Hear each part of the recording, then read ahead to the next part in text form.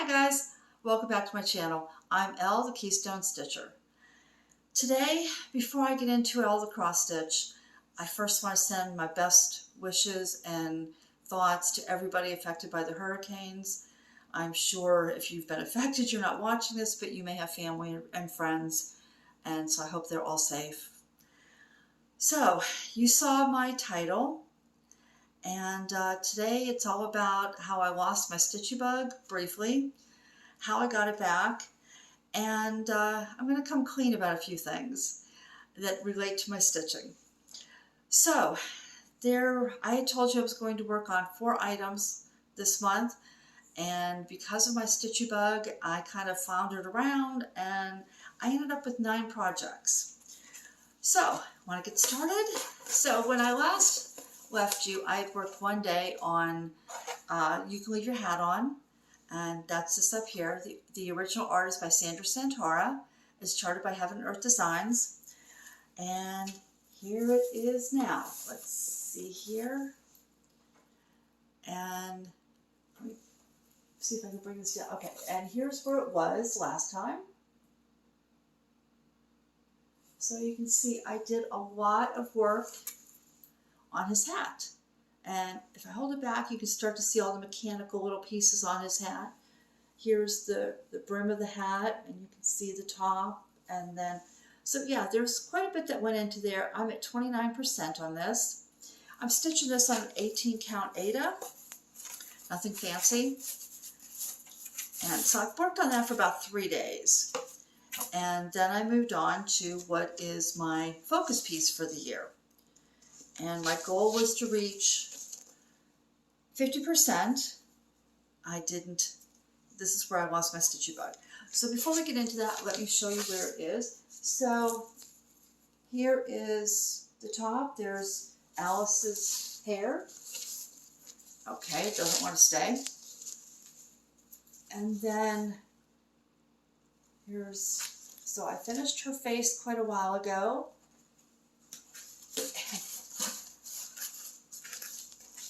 And I came down here, and yeah, I can get most of that in. So here's where it was last time. And then you can see how it came down. So let's just focus in on, so I finished her dress, that's all done. So all this gold, that's done. And I came down here and I started with this black, and then I realized that from this last block that I did, I only have 13 more stitches to reach the bottom. And then I was working on this section, and I had no idea what I was doing. And I thought, those are strange colors for there. And it turned out those were her legs. You know, when you work on these large projects, there are times that you'll work on something, you have no idea what you're working on. And then you step back from it and go, oh, that's what that is. And then I came to this black, and I couldn't figure out what that was. So I went to the mock-up, and that's the back of the raccoon. So, and then I started working in here and bringing everything down to get into the raccoon. And that's when all of a sudden I lost my stitchy bug. So it was a Saturday, and it was shortly after lunch. It was about 1 o'clock when I picked this up, and I couldn't get into it. Just could not get into it. And I didn't know why. And I'd put it down and I'd do something else. And I'd go, okay, let's go stitch. And I'd pick it up, and I didn't want to work on it. And I'd put it down. I did this all day long. 9 o'clock at night, so 8 hours later, I'm looking at this and I'm thinking, why? I don't want to work on this. So I thought, okay, how many stitches did I do today? Maybe I can get caught up over the next couple of days. And in 8 hours, I did 318 stitches. And I went, it's time to put this down. It is time to move on. I was going to hate it if I continued. So I reached 47.78%. It's not 50, but you know what? I was done. So I exited out of that chart on Pattern Keeper, and I looked to see what else I had. There had to be something that I had that I could now get back into and enjoy stitching. And I spotted this chart, And I thought, yep, that's it. So this is John Lennon, and that's where that is. Now this is one of my older pieces, and it's taking a while to really have time to get to this. So here's where it was last time, and you can see I filled in a lot more here. So I was enjoying that. That was fun to get to, but there was something nagging at me. Something that said, this isn't right. Something is wrong with your stitching. So as I stitched on that, I kept thinking, okay, I'm having fun with this, but there's something in the back of my mind that says I should be doing something else.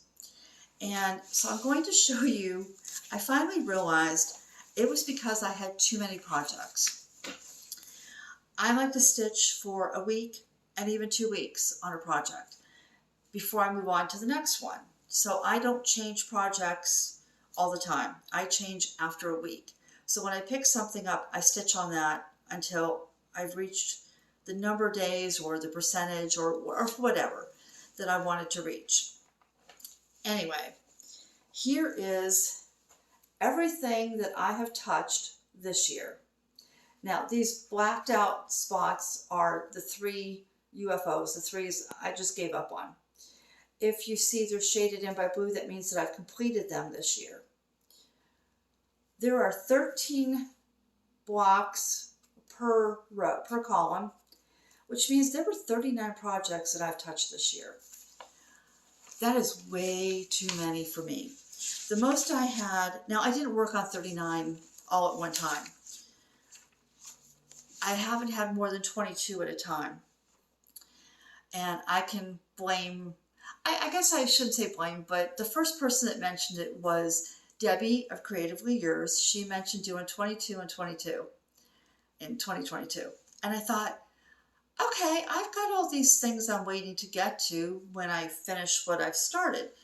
Why not start all the things? So I had 12 projects. I started 10 more to bring it up to 22.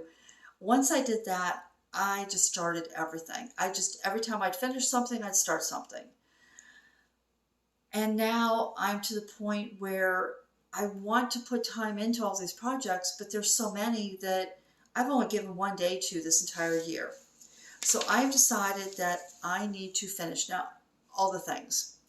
Now I already knew that next year I wanted to finish 5 projects, and I've already picked them out, and I knew how they would, how it would work out. But that would only bring me down, well, that wouldn't bring me back down to where I wanted to be. I had 21 projects at the beginning of September. And if I were going to bring myself back down to 10 or even 12, I need to finish more things. So that's what was, excuse me, that's what was bothering me. That's why I lost my stitchy bug. So I went back and I said, okay, what am I going to finish this year? I need to finish things this year to bring that number down. And I selected several. I selected 6. And those 6 I will finish before the end of this year, so that leaves me with 15. And then the 5 next year will bring me right back down to the 22 or to the 10. So the first one, and you haven't seen this one started, I started this to have something to stitch on because I had some appointments and I knew I'd have some waiting time. And this, I knew if I started it, I could just fill in. So this is Raven Moon. This is from this year's Just Cross Stitch magazine, the Halloween edition. And this is on a piece of fabric where, so you can see the back is white and the front is printed. So, okay, let me do this. So there it is. And I really like that. Now I'm going to do this as a flat fold. I just haven't had time, but this will make a really great Halloween display to go with all my other things. So the next one, what could I finish? And I decided that this could be finished this year. So this is Mill Hill's Jim Shore Aqua Egg. No, Aqua Chick. I do that every time. And the last time you saw it, I was working on the front. So there's, front and back. And here's that. As you can see, I finished it. And here's where it was last time you saw it. But not only did I finish that one, I pulled out and I did the back. So there's the back. Now, I haven't assembled it, but, you know, I'll get to that. I don't need that until, you know, Easter time. We haven't even gotten to Halloween yet. So the next one. Now, everything else I'm going to show you now is going to be what you will see until it is done for the next couple of months. So first one is Pastel Reflections. And this is by Barbara and Cheryl. And yeah, I have a thread here, sorry. This is by Barbara and Cheryl. This is a paper chart that I'm working on. And here's where it was last time you saw it. So you can see, let me just fold this up. I can't fold this up. I finished the deer. I finished the door, and then I came up here and I filled in everything on this window, and I started with the little like roof line of the bay window, and I did almost all of the back stitching. I need to bring a line down here, and there's a line down here, and then there's a couple stitches. No, I did do that. Then there's a little bit that I'll need to go into the bay window and stuff. So I've spent 3 days on this, and that's where I got to. This design, the paper chart is divided equally in half. So you have a top section, a bottom section. So if I was able to do that in just a couple of days, then I could easily finish this. So that's next. So then I had the one that I had thought would be the perfect travel piece. And I started this a couple months ago. I thought, you know, I only have to take one color with me. It's not hard. It's not, you know, it's not difficult. I can work on one color at a time. And then 2 of the times that I took this with me, I made a mistake and had to rip it all back out. And I went, okay, this isn't a travel piece. So this is Colorful Sampler. This is by Happy Mood Point. Oh, you know what? I'm not telling you his fabrics. Okay, so this is on 18 count Easy Grid.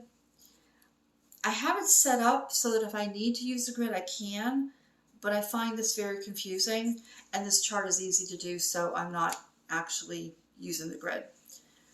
This is on a piece of 16 count Ice by To Die For Fabrics. So last time you saw it, I think I was working on this medallion, and then I think I just came down here and put the pinks in. And okay, so here's where it was. Let's see if we can do this. And so I thought I would color complete and I would work on those pinks. And then I realized that the pinks, most of them are where I would need to count to get to them. So that's when I put it down. But I got quite a bit in. And so I think what I'm going to do is finish this corner, and then I'll work my way up, because this is, you know, a decent sized piece, and then work my way over so I can then work on that pink that is the only color I'm substituting. And did I say that's by Happy Mood Point? So I finally did that, and I thought, okay, these are going to be projects I can finish. And now I was feeling better about stitching. So I went back to what I had planned to do, and I pulled out Harry Potter. And let's see here. So I'm going to hold this back and show you where this was. And then let me show you. So I had Ron and Luna done. My plan was to do one character a month, and this month was Hermione. So there's Hermione. Let's see if I can. Okay. So there's Hermione, and I did, let's see, the changes I made. You know, the only changes I made were really in her books. The lettering was done in white, and I don't like to backstitch in white, so I changed it to black. And then this green book, the lettering was so tiny, and it said Fantastic Beast. And so I changed that out, and I just put the word Beast, and it's kind of hard to read. I'm sorry, the lighting in here is horrible today. I have like every light on. We are not in the path of that hurricane, but we are getting it forced rain up into our area. So for today and tomorrow, it's just pouring and it's dark. Everything, it looks like it's about to be night, and it's not. So I'm sorry if the lighting is bad. I thought about putting off my filming until tomorrow, but the weather's the same tomorrow. Okay, so back to this. So I really don't think I made any other changes. Oh, I did. Right here on her pocket, there were a whole mess of gold French knots, and I can't do French knots. So I thought about doing something there, and I decided that, you know what, it just didn't need it. So then I came over here once I finished her, and I started Harry. And so there's Harry. Right, there's Harry. And this is what Harry will look like. I'll do a close-up of him. And itchy nose. So I thought I had this centered. And as you can see, I have one more character to put in over here. Luckily it's small. But you can see if I don't have the same amount of space. So when you purchase this here design, I'll just leave it up here while I talk. You can buy these all separate, or you could buy them as a set. I bought them as a set, but you get them as 5 separate pieces. My granddaughter wanted to look just like this. So I did the math and I said, okay, she breaks it down and tells you in the description exactly how many stitches, tall and wide, the stitch count of each piece. That's great. So I added all that up, found the middle, figured out where that would be, and I guess I did my math wrong. But I did count it out, and Draco will fit over here, and luckily I'm doing my own framing. So, but that's where that is now. Plans for this? Well, like I said, I plan to do 1 character a month, and that meant that I would do Harry this month and Draco next month, and then frame it and gift it in December. Well, I'm going to finish this. It's one more I can finish. So that's that. Now, for my most ambitious project. Mini Dia de Muertos. So let me see. I really can't. Okay. So here's most of what I worked on. I don't know how I'm going to do this. You know what? I'm just going to put a side by side in. So here's the before and after of Mini Dia de Muertos. Okay, so I wanted to work on background because there's mostly background through here. So I came down here and did all of this. And then I came over here. I wanted to leave the hair, so I had something colorful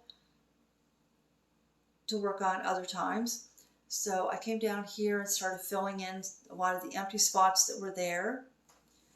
Then I came over here and I started filling in this background.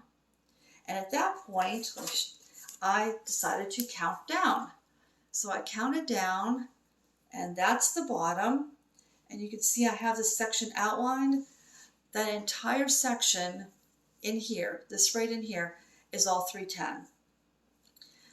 So I figured this would be the perfect piece to use as a travel piece. I have a couple of appointments this month, and this would be really nice then to take with me because I won't need to take my chart. I'll just take this, my hoop, and 310, and I'm all set. But I say this is my most ambitious because I'm going to finish this year. So you can see I'm at 47. I don't think I wrote it down. I think I'm at 40, no, I'm at 59%. I have quite a bit left, but it's manageable. There are just over 18,000 stitches of 310 across this bottom. So a lot of block stitching that will work up really quickly. So Harry Potter and Mini Dia de Muertos. These are not only going to be finishes coming up here, but they're going to play very heavily in October stitching. So October is also known for many as Dark October, and that was perfect. So I'm going to finish Harry and Draco, have that done. That could take me about 8 or so days. The rest of the month, I'm going to work on Mini Dia de Muertos, and I'm just going to see if I can finish her off. So, what's next? Well, next I have haul, and I actually did some shopping. So, I purchased some fabrics from Kaylee. Well, I purchased fabric from Kaylee, and I hope this is, oh, I think this is actually showing up. This is blue, and blue does not usually show up. And let's see if I can, see, you can't see the whole thing at once. This was gorgeous. I've been checking her site, her website, for quite a while looking for a piece because I had plans. There's, look at that. Isn't that gorgeous? I had wanted, here's the other side, to do a band sampler. Now, obviously, I bought this before I realized that the number of projects I had was making me uncomfortable. So this will have to wait. I'm glad I have this. This is called, oh, she did name this. This is Scopolos. It's an 18 count. And I'm in love. I want to do a band sampler on this, and I want to do one that I've had for a while. It is a freebie from the website Magical Quilts on Blogspot, and I'll put the site down below in the description box. I haven't decided. There is the Weaver's Tapestry, and there's the Animal Tapestry. So these are the two here. There's a third one called Birds, but so I'll show you all three. So here's Weaver's Tapestry, and next to it I'll put the animals, and I'm going to put one of those two on here. And I'm going to stitch this in blues, on blue. It's going, trust me, it's going to look really good. But I won't be able to start that until I finish some of these things. Then I have one other fabric from Kaylee, and it's amazing. So this is the fabric. So I'm going to turn around this way, and let me see if I can, she has called this one Smoke and Mirrors, and this is an 18 count as well. Look at that. Isn't that cool? And I have a chart that I've been holding on to simply because, and it's easy, it would be an easy travel piece. Again, can't start that right away. And it's Plague Doctor, and this is Plague Doctor. This is by Busby Designs, I believe. If I'm wrong, I'll put it on the screen. And I wanted something really unique and very different for this. And I'm going to be doing this in the all black version. There's two versions of Plague Doctor. So can you picture Plague Doctor on this? Isn't that great? So I have that. And then Haid had a sale. They also had a Labor Day sale. So I picked up two charts. The first one is Fractal 2, and it looks like this. This was designed by Michelle Sayeda, or charted by her. There's no artist listed. The total design is 450 stitches wide by 316.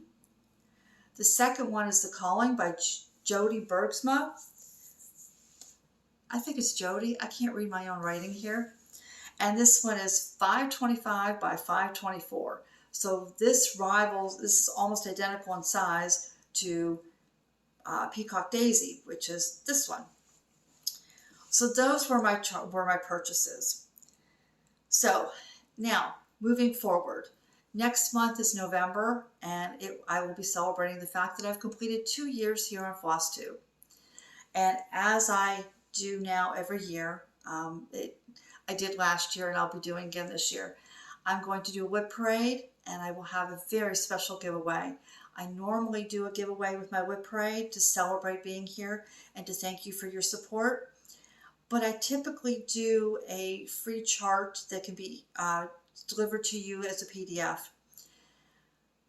This time I have something special lined up because I know not everybody stitches full coverage, and you might like something different. So this will be more inclusive, um, and I'm hoping that you'll enjoy that and you'll come back and get and see that. So we're now down to my coming clean. So there is a question and a comment that I get real frequently, and it is, wow, you stitch a lot, or how do you stitch so much?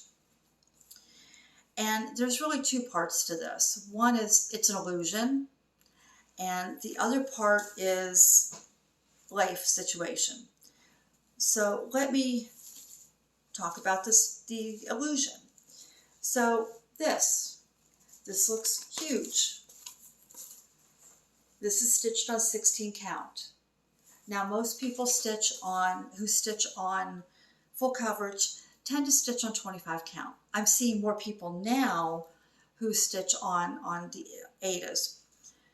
Because I stitch on aida, my stitches are larger, which means my stitches take up more space.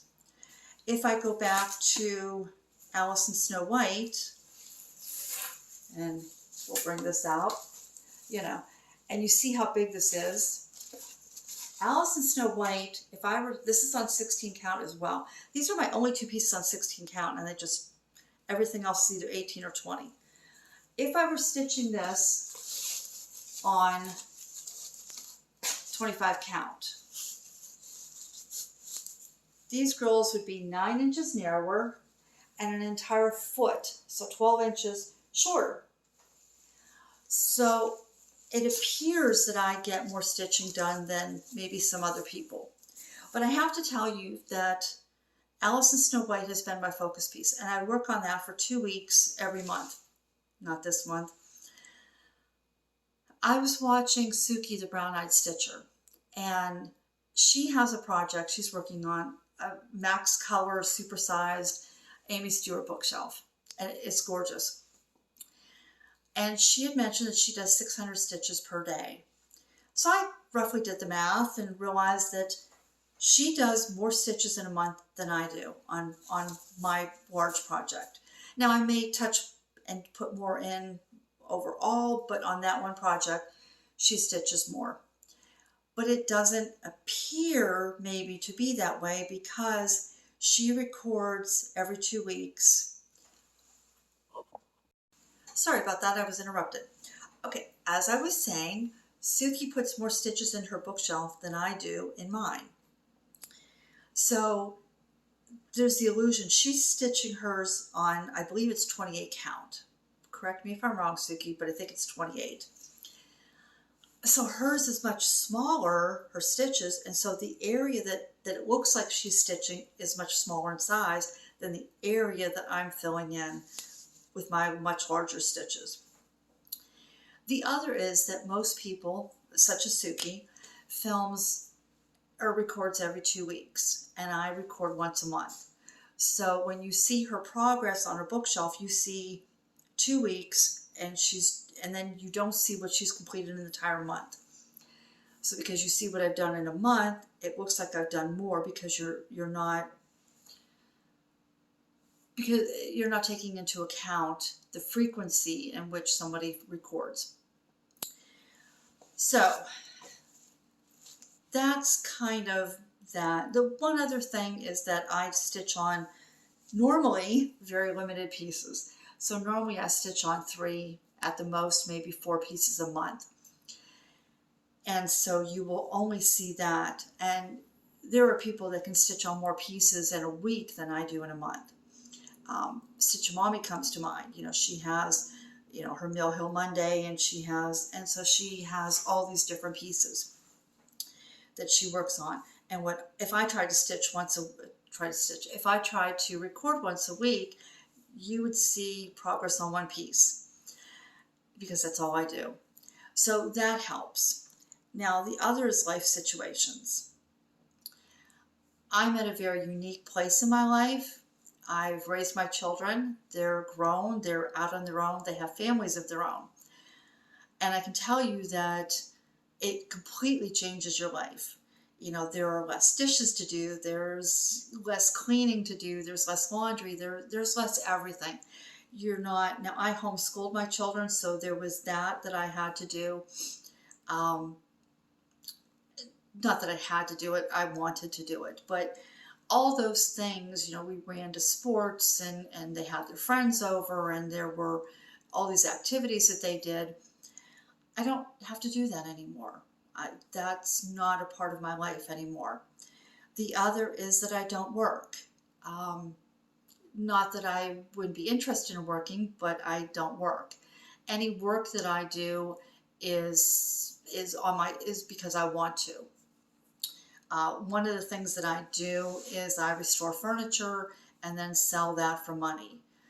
I will show you, here's a picture, if I can find it, of one of the pieces I did not too long ago. And it needed a lot of work, but it's fun and it keeps me busy and I make a few dollars that way. And finally, the one thing when I said coming clean is my life has drastically changed in the last 10 years. So I was born with a disability. It's a neuromuscular disorder. And 10 years ago, I lost my ability to walk. So I'm in a wheelchair. And because I'm in a wheelchair, it changes what happens. So my neuromuscular, it means that all my nerve endings are damaged and they don't send the proper signal to my muscles. I also have muscles that are just deteriorating, so I'm constantly losing strength. So I do a lot like the restoring furniture to keep my strength going. I remodeled, I'm working on this house. You know, I laid all new flooring in my living room and kitchen, which is not hard to do when you're sitting in a wheelchair. You just bend over and work. But I do those things, you know, I garden, I do yard work, I do those things to keep my muscles going and slow down the process of this disorder. But because I have very little muscle tone left, I get sore and I get tired very easily. And then I need to kick back and do something that uses small muscle groups and not the larger muscle groups. And reading, in the wintertime I'll crochet. I don't like to crochet unless it's winter. And I also have my cross stitch. And I feel productive if I'm doing things. So that means that I will take a break. Let's say I weed whack in the garden, in the yard, and I'm doing that for about an hour and I can feel my muscles hurting and I can feel that, and once they get tired, then I'm not able to do things. So I used to say, I had a friend who would say, you know, when I want to lose weight, I go out and I bike as far as I can until my muscles feel like they're done. And then I turn around and come home. And I laughed and said, yep. And if I did that, that's where I would stay. Because the minute my muscles get tired, they quit. And I can't do anything. So I would never make it back home. So I'm not telling you this because I want you to feel bad for me or anything like that. This was something I always knew was a possibility in my life. I raised my children. I was physically able to do that. I was physically able to have children, which is something the doctors didn't think I could do.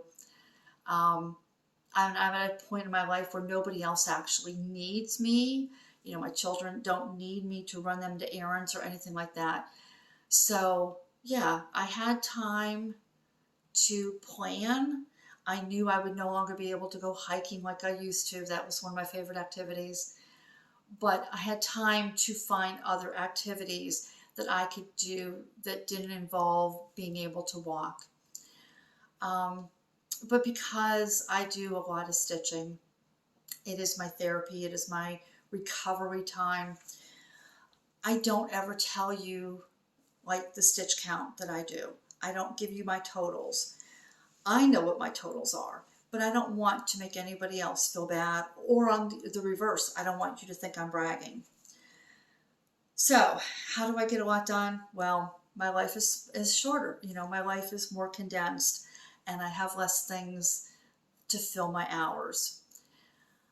But this also explains something else you might have noticed. Every now and then when I'm going to show you a project, it may appear that I move strangely, and that is because I have so little upper body strength. Sometimes I have to kind of move in a different way than you would move to show you my pieces. It's why I don't stand up to try to get these large pieces in, because I can't. And there's also another, because I'm in this wheelchair, and when I have appointments, for example, I have a doctor's appointment coming up in a couple weeks, I don't drive any longer. And in this area, we don't have public transportation, but we do have what they call a minibus that will pick up people with disabilities and take them to their appointments. But they run on a certain schedule from certain areas to certain areas. So from my home to where my appointment is, I will give you an example here. My appointment is at 9 o'clock in the morning. The bus will only pick me up between 6:30 and 7:30 in the morning. My appointment is about a half hour or so away. I will be done long before 10 in the morning, but that bus will not be available to bring me home until between 2:30 and 3:30 in the afternoon. Now, where this appointment is, there's nowhere to go have lunch. There's no real shopping. There's no activities. There's no museums. There's nothing to do. So between, say, 9:30, 10 in the morning and 2:30, 3:30, because they give you an hour window of when to expect the bus, I will bring a book and I will bring my stitching. And I've learned patience. You can only learn to be patient when this happens. So yes, I do have that stitching time, and I wish I could still go do all the things I used to be able to do, but I'm thankful for the activities that I have found to replace those activities I used to do. Anyway, now that I've come clean, I want to thank you for being here and coming back and commenting and all those things. And I hope you'll come back in November, because I can't wait to show you what I've arranged for you for a giveaway. So thank you. Be safe. If you've been in this hurricane, I hope that you are able to find your life calmer, and that you have not lost everything. And take care, and I'll see you next month. Bye.